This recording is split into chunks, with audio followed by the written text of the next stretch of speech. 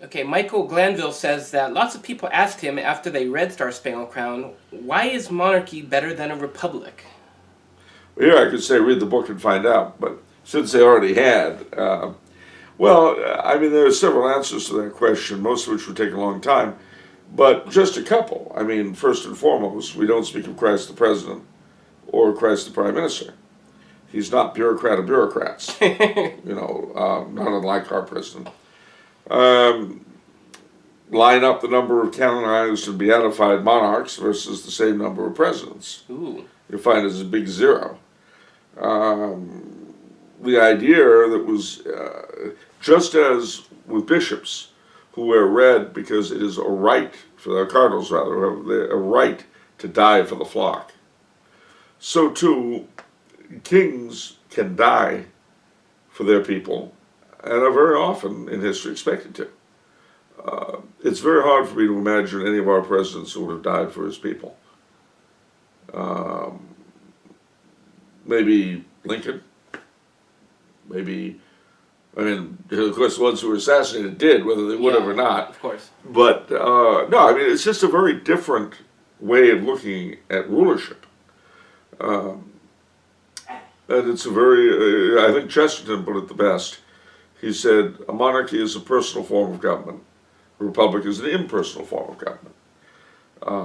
You're a president, you don't expect the same qualities of fatherhood, etc., out of your president that you do from your king. It's just not there. It's a very external, very, dare I say it, cold kind of government. And at the bottom of it all, let's face it, the president, presuming he's elected and hasn't come in through a coup d'etat and become president for life, the president is really only the president of the people who elected him.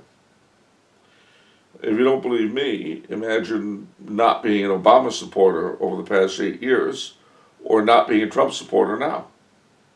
You'd feel a little bit on the outs, wouldn't you? Not the same focus of loyalty. That's true. And so, I mean, Queen Elizabeth just had her Sapphire Jubilee. The British monarchy is not my favorite example of a monarchy, but it's the best known. If people of wildly differing political opinions can find a common loyalty in her person, which they can't in the Prime Minister of the day. So, Okay. and I should say too that the coronation rite, referring specifically to Catholic monarchies, is a sacramental one, and brings particular graces upon the individual who receives it, the way the confirmation does, or any of those rites. Whereas the inauguration is just the inauguration, and now we can't even get ourselves together enough to wear mourning coats. In 10 years, what? Go there with jockey shorts? I don't know.